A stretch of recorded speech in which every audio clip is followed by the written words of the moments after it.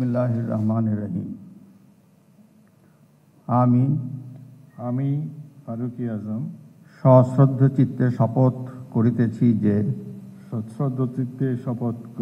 যে আমি আইন অনুযায়ী অন্তর্বর্তীকালীন সরকারের উপদেষ্টা পদের কর্তব্য বিশ্বস্ততার সহিত পালন করিব। আমি বাংলাদেশের প্রতি অকৃত্রিম বিশ্বাস ও আনুগত্য পোষণ করিব। আমি সংবিধানের রক্ষণ সমর্থন ও নিরাপত্তা বিধান করিব।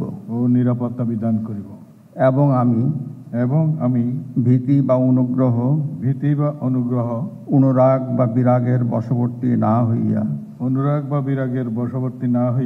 সকলের প্রতি আইন অনুযায়ী যথাবিহিত আচরণ করিব।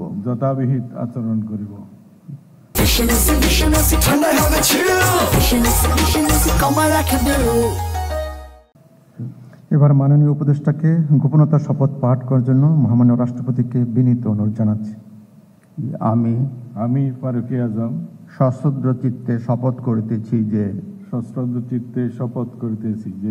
অন্তর্বর্তীকালীন সরকারের উপদেষ্টা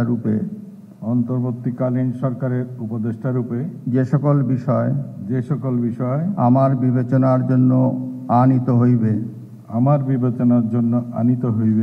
বা যে সকল বিষয় আমি অবগত হইব তাহা উপদেষ্টা রূপে যথাযথভাবে আমার কর্তব্য পালনের প্রয়োজন ব্যতীত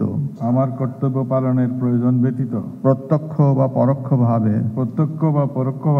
কোনো ব্যক্তিকে জ্ঞাপন করিব না বা কোনো ব্যক্তির নিকট প্রকাশ করিব